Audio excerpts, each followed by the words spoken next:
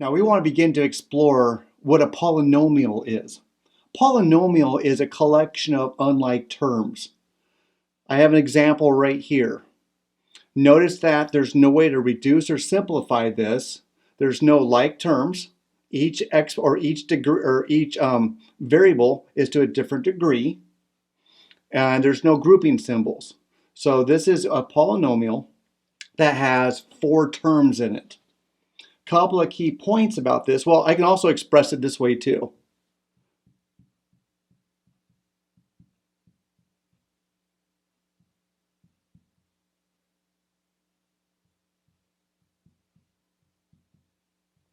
Both of those are equivalent. The second one is just written as addition or the sum of each of those terms. Now notice that this particular one has 4 terms where each term is unlike. That means that x to the 4th, there's no more x to the 4ths in this expression. X squared only shows up 1 time. X to the 1st only shows up 1 time. And there's a constant at the end. And we would say that this is a polynomial of degree 4, where we look at the variables and where the highest degree is at. In this case, it's a 4. We would call that a degree 4 polynomial. This is also written in standard form. Customarily, we'll write the variables in descending order. So notice it's 4, 2, 1, and 0. All right, a couple other points to point out. This x right here in the negative 2x, there's no exponent there. And when that's the case, it's understood to have a 1 as its exponent.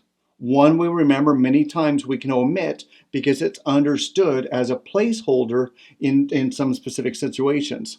So 6x to the 4th minus 3x squared minus 2x to the 1st plus 5. You can see the index or the exponents are decreasing, so it's in standard form. Also notice that there's a gap between x to the 4th and x squared. There's an x cubed that's missing. That's all right. Not every exponent has to be visible or has to be there for it to be a polynomial. We also have some special polynomials that we've been working with. A polynomial with 1 term. We would call that a monomial. One with 2 terms. We would call that a binomial. And one with 3 terms, we would call that a trinomial. And we'll see those often as we continue to progress through how to deal with and explore the operations involved with polynomials. So for now, I want you to be aware of that this polynomial, as an example, contains 4 terms. 1, 2, 3, and 4.